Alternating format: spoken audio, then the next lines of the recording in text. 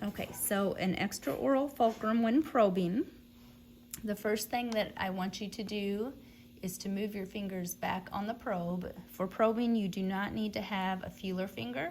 It actually is a little more detrimental to have a feeler finger because it makes you put more pressure on the instrument. And so what I want you to do is bring your fingers back on the instrument some.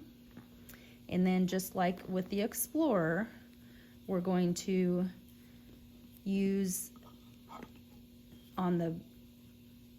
as a right-handed person on the buccal of the maxillary right,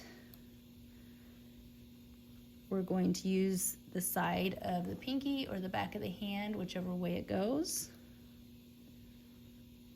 Have your fingers back a little bit on the probe,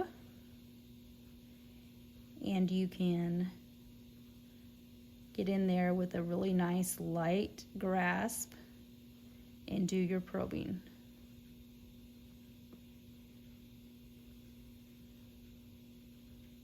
Like that.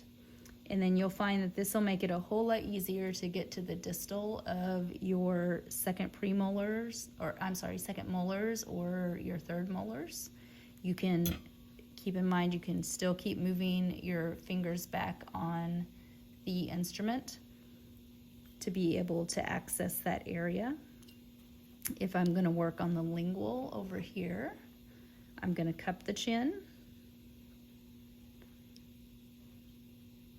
and have my probe work like that.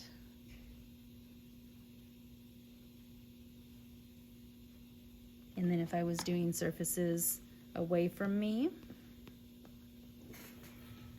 over on this side,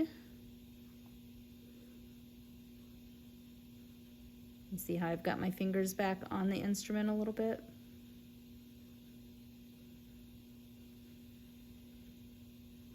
And then for the lingual of the right side,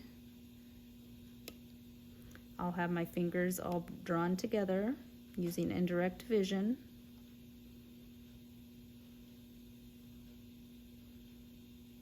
And doing probing like that. So just remember, at first it's going to be hard you're so used to having a fulcrum, you're going to want to stretch your fulcrum out. It's going to be very unnatural for you to not have a fulcrum. So remember, just try to keep your fingers kind of all bound up in a ball here, or your fulcrum finger bound up in a ball to do your probing.